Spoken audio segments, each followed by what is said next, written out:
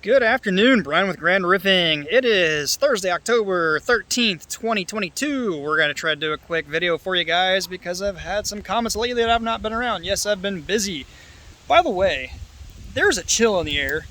It's chilly, that's why I got my long sleeve on. I've actually busted out a hoodie a couple times this year, and why is that relevant to this video? Well, all the critters that have been born this year, all the little osprey from the wildlife, they're trying to find somewhere warm because that chill is in the air, and what better place than in your attic? And this is a good prime example, some things we can learn from, like holes in the roof, how they're getting up on the roof, just little things like that, and also nail placement, things that can go wrong. So I want to address a couple things real quick, real fast, get it off my chest. So I've had some people hate on the channel because I don't show enough of my own installs. Well, unfortunately, I don't install every day. I don't install any day. I write estimates. I do inspections just like this. If you want to see that kind of content, I'm sorry, you're going to have to find another channel because I don't do that all the time. This is the kind of stuff I do, kind of stuff I look at. And holes down here. And I can try to use my knowledge and point out to you guys, the viewers, what could go wrong, what probably will go wrong if done wrong. Not necessarily calling out a contractor. Honestly, this roof is old. It should have been replaced, I almost said months ago, but it should have been replaced years ago. So we're going to just get into that, show you some preventative maintenance, show you some nail placement issues, some drip edge issues, some offset issues, and just generally try to learn from this. Also an announcement at the end of the video, so stick around. You may not want to miss it if you like money. All right, switch camera around, we'll get started here. Never fails, it's always loud whenever I pull the phone out. All right, so I got the original call came in about a roof leak or a roof issue on the front of the house here, and there's lots of issues. So we're just gonna start on the bottom edge here, work our way over to here, to there, to here, to over there, to there, basically everywhere. All right, so now you know why I'm here.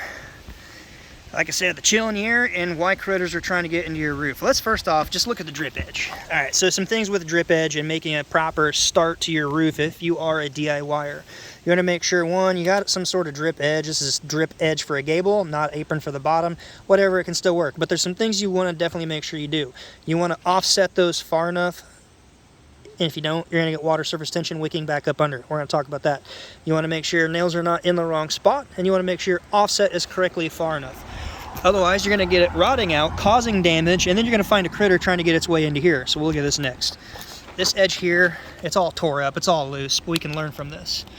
So first off, that offset is not quite far enough. You want to make sure that shingle offset is a good 5 to 6 inches off, because water coming down here is going to want to flow a little bit laterally. The lower the slope, the more it's going to be, and it could run right off. So that's one thing. Notice also that paper is actually started way too high. It needs to come down. Whether you're above or below maxi, doesn't matter. If you're a below, you want to go over the fascia board. Actually, manufacturers state that you want to go over the fascia board, but let's face it, nobody ever does that. And if you do, you know, you maybe sandwich it between, one under, one over. That's ideal. That's really good. Tim Allen, oh, that's overkill. My theory and thought is if you go over with a good ice and water on a nice warm summer day, it's going to stick to this, and if you get back up, it's not going to go up on your roof deck. But if it ever did, it's on your roof deck. Well, you definitely don't want this. So far enough offset, paper, ice, whatever coming down in your region. Some people may be watching a warm region, may not even need ice and water, but nevertheless, those are a few of the basics. With the water surface tension, water's going to wick back up under and go under. There, now we got some of the basics out of the way, and the nail in the wrong location, I'll show you that on the back side. Right here we go. Boom, wind damage. File an insurance claim. Nope, not necessarily. If you're a contractor, please pause the video, comment down below. Is this wind damage or is this critter damage? Now, be honest. Half of you guys are going to say, it's wind damage, Brian. File a claim. Let the adjuster make that call. If you follow the channel, you know that's not me. Let's just go through some basics and why I can say this is not wind damage, and I'll be willing to bet you for that. All right, wind damage is going to blow up the shingles and cause damage and blow them away. It's not going to crinkle and crumble the shingle pieces, leaving them on the roof. Yeah, wind damage blew it apart, but left it right there unscathed. Not the case. My guess is it's probably a critter trying to get in here. Happens a lot in my area. I'm in central Indiana. This time of year, they're trying to find their way into a nice warm area. It's rotting out, it's causing issues. That's why they start looking there. Typically, they're going to find a pipe boot to get in. I'll show you one of those examples here too. Also, look at this. You really got to be careful on this roof. You got to walk on the rafters, the trusses. Set the camera down. Look at this. This is just super bad. Super bad. What's going on here is actually a manufacturer issue, and there's a better example down there, so I'll waste no time. We'll show you that over there in a minute. Video is going to be long. Here's more of a manufacturer issue, and I'll explain, like I said, over there. Actually, this might be a better spot to show it. Notice the shingle comes together right there. Maybe this is going to be a better spot to show it than over there. There's a really bad one over there. Let's just try to show this here. So first off, looking at this is a 3-tab shingle, 1, 2, and 3.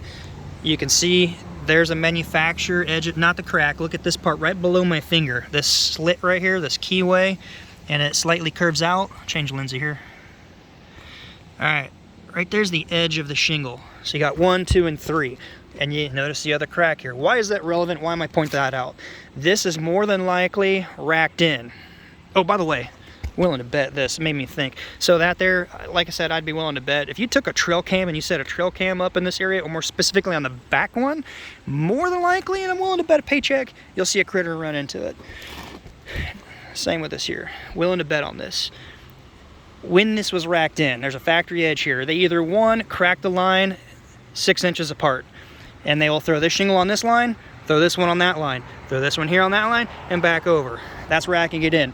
Or if you're an old schooler, on the shingles when the manufacturer made these, this shingle here, the underlying side headlap at 6 inches, right smack dab in the middle of this tab, 6 inches over from either side, there's a very small slit. That's so the installer can throw this up here, fold that up with a finger, and butt it over to it. Simple installation for a half tab or a racked in 3-tab. Why that is pointing out to the, yes, this is a manufacturer issue.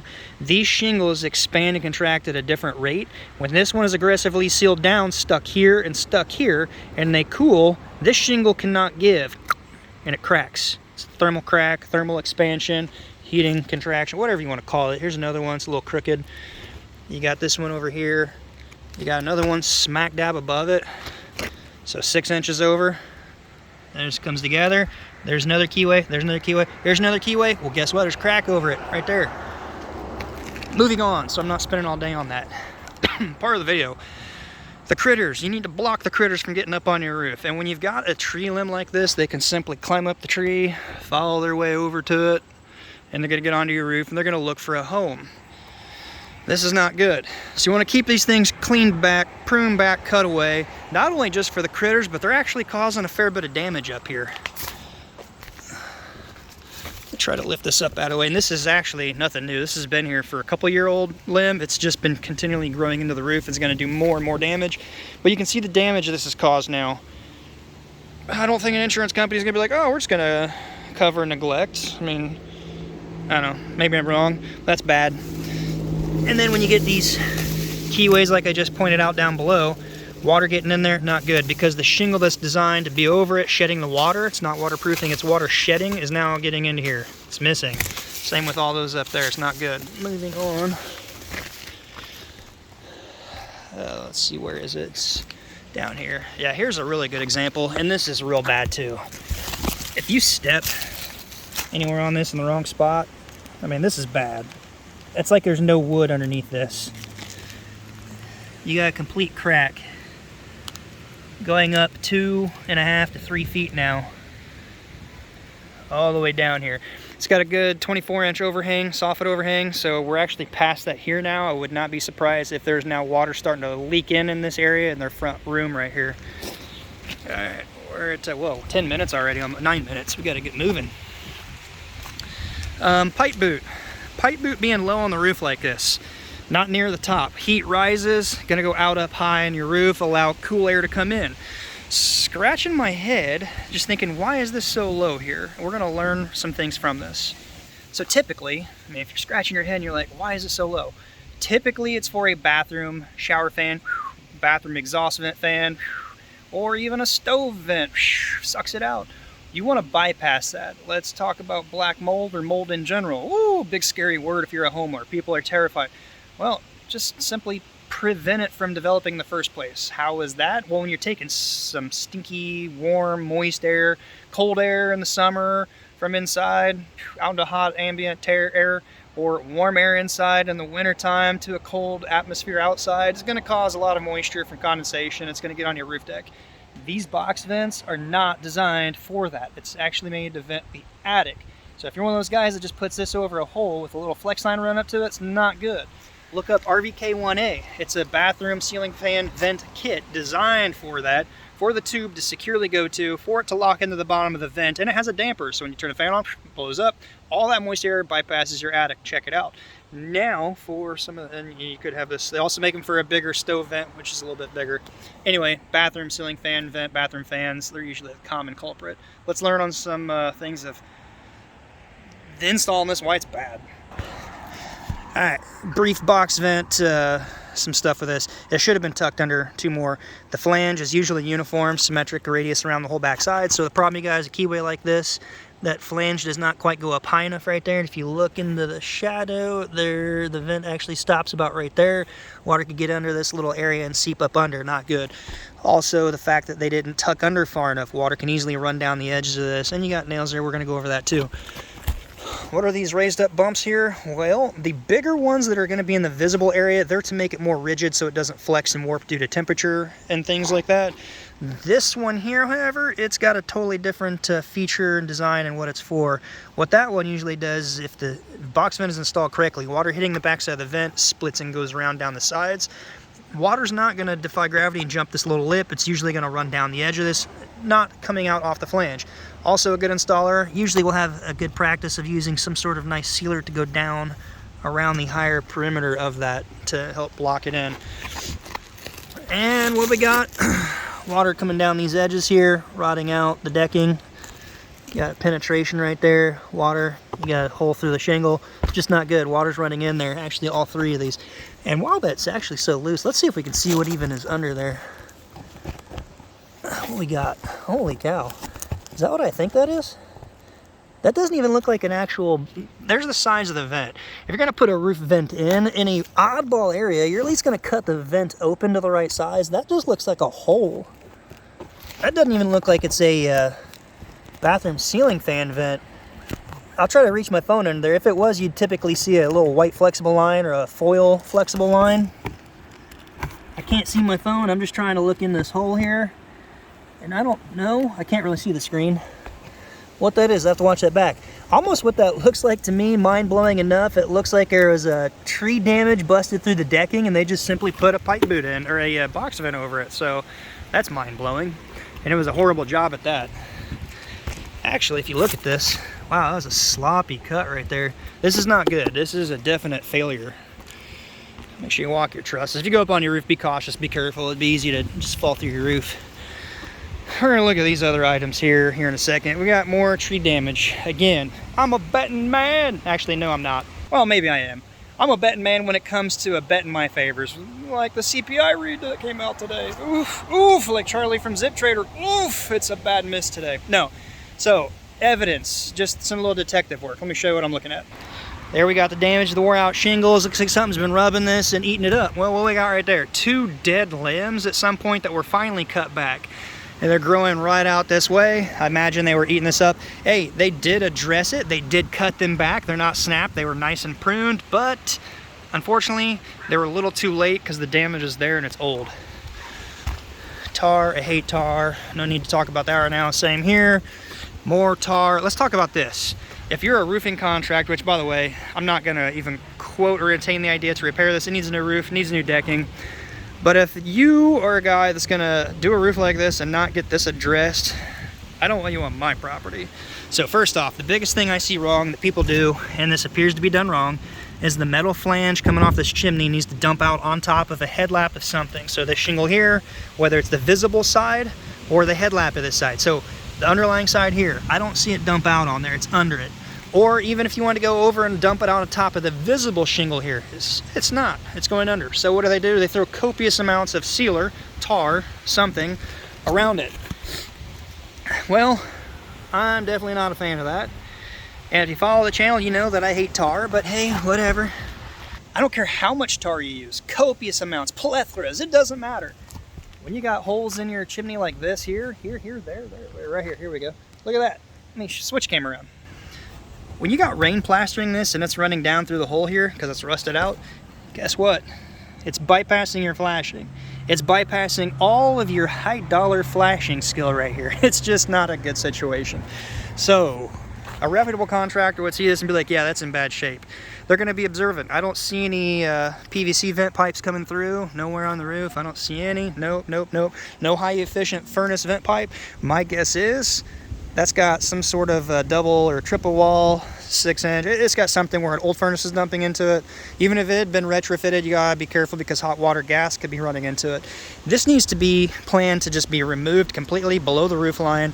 Have appropriate HVAC company adapt, whether you're gonna do it or not. Check your regulation code in your area. But it needs to be retrofitted to a B-vent flue pipe or something of such to come through the roof. This is just a nightmare waiting to happen.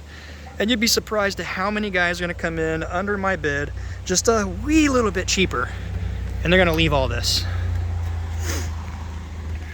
Just not good. Not good at all. Pipe boot. Let's learn about that real quick. Oof, did you hear the cracking?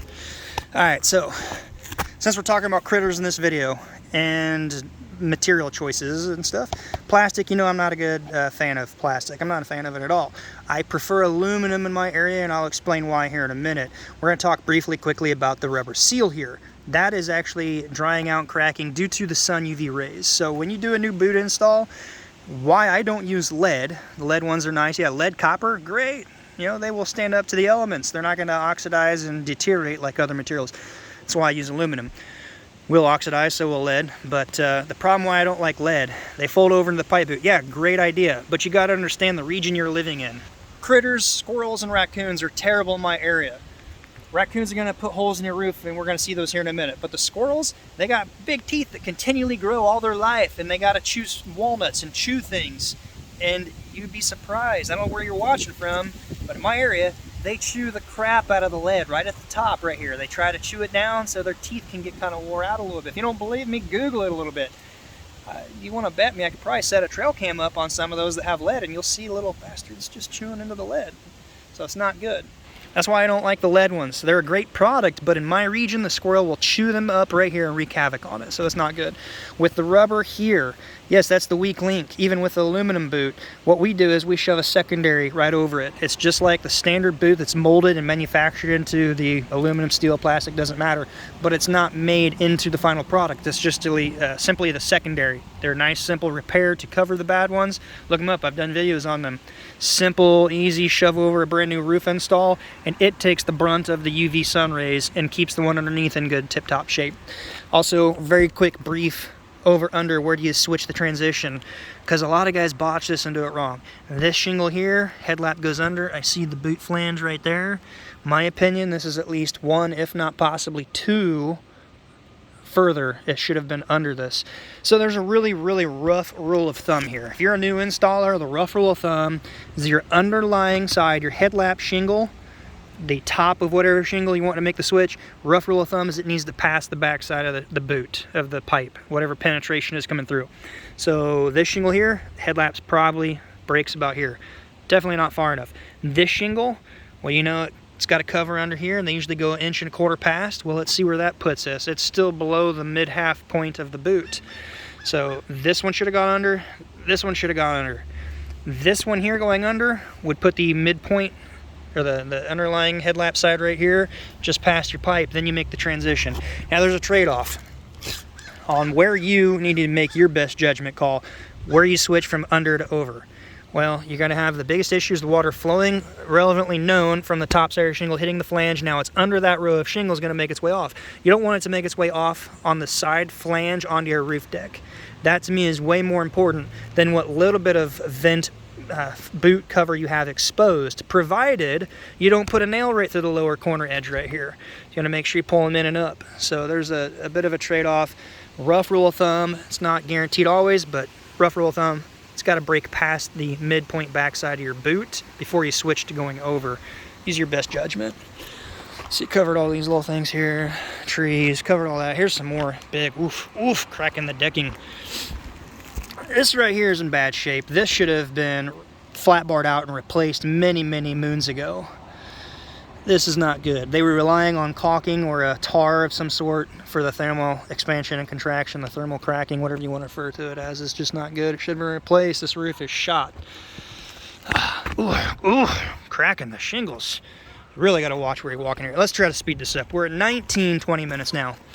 Alright, as I stated before, the nail placement on your starter. Yeah, you want the nail in your starter down low to be pinning it down so the shingles don't flop up when they're sealed, but you don't want them smack dab in the middle of a shingle right here.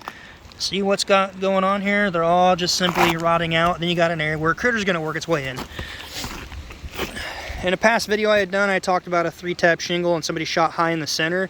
Maybe their thinking was it was going to cover its good area, but the problem is when you offset your next row of shingle, puts a keyway right where you're shooting in that general vicinity. If you haven't seen the video, it was posted like a week ago. Check it out. It's not good. Anyway, nail placement is a big thing. See, there was another nail there. There's a nail here. It's broke out. We've got decking across the entire bottom down here is rotted out. See that one right there? Watch my step. Right in the middle here. You got another one right there. Look at this. This is just not good. You should not be able to see a decking move with just a hand pressing down on it. Step over. Oof. Cracking decking. More critter damage trying to find a way into a nice warm home. So assuming you got all this cut back, I think I said in the beginning of the video, if not, we'll get into it right now. Even if you cut down all your tree limbs and you don't have anywhere for a tree to just provide a ladder for a critter to get on your roof, pay attention to also like little seared or arborvitae type stuff. Your own landscaping or decorative things, if it's something that they can dig their claw into, they're going to climb it, they're going to try to get into your roof because it's a nice warm shelter for them. In this case, we have a nice little treated post sunk into the ground for a swing right here. Yeah, it's beautiful, not only for you swinging on the swing, but for a critter to come right up, step 1 foot up on your roof, and then start ripping into things. Typically, it's around that, in rotten holes, things like that. Alright, we're long on this video. Also, retro boots for your riser poles. You don't need to kill your power. Don't rely on tar. More tree limb damage over time. Alright, gotta wrap up. Thursday, October 13th. I'll try to get this out there for you guys. And I think I said in the beginning of the video. If not, I apologize, but just reiterate if I didn't. If I did, again, sorry. This is what I do every day. I don't do the installs. I'm not an installer all day. I write estimates, I do inspections, I figure repair estimates, things like that. So that, unfortunately, is what I do.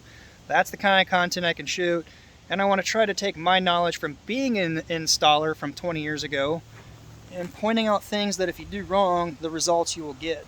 Yes, this roof is old. It's not repairable. Should have been replaced a while ago. But some of the things you do wrong will pose problems. If you want to see that content, I'm sorry, you're going to have to find another channel. If you have followed this far in, 22, 23 minutes long, I appreciate it. Thank you. Now for what could benefit you guys. I appreciate y'all watching and subscribing and commenting and whatever it takes for the YouTube algorithm to promote the channel. It's had a lot of growth over the past summer, which brings me to a giveaway, the 20K subscriber giveaway. I want to give away some thank you money to you guys. So if you're in my hometown, comment down below where you're watching from. It'd be interesting to read back. If you're in my area within an hour drive of Kokomo, Indiana, $500 cash. No paperwork, no questions asked. If you're the winner, there, you like it. If you're in my area, if you're not in my region or my area, you're in the US somewhere, Amazon. If you like Amazon gift cards, I can simply do that and send it to your email. If you're overseas, hey, I appreciate you too. I may not be able to send you some simple cash. I may not be able to give you a US Amazon gift code card to your email, but I can send you some crypto. So if you're into that type of thing, let me know your favorite BTC or your not favorite BTC cool, your favorite crypto. Let me know if you're the winner. Let me know what you'd like to get. Let me know where you're watching from. And I'll probably do a quick teaser in an upcoming video before the 20K subscriber giveaway, just because I want to see how many crazy bots come out of the woodwork that search those free giveaway things in the title. I did in the past, and I got hit with all kinds of scammy bot comments. Yes, it can be good for the channel, but that's not the organic kind of growth I'm looking for. I'm looking for you guys. So pay attention to the channel. Comment down below, let me know. Subscribe if you're not, because when I do the 20K subscriber giveaway, it's going to be in a random video that you're going to have to watch. Because I want it to go to somebody that watches, not a bot. So, 24 minutes, 40-ish seconds. It's a long one. Sorry, a bug just flew out of my mouth and I think I swallowed him. It's like in my throat. Sorry, that was so bad. I'm not editing this out. They just ruined it. Until next time, be safe, and we'll see you on the next video.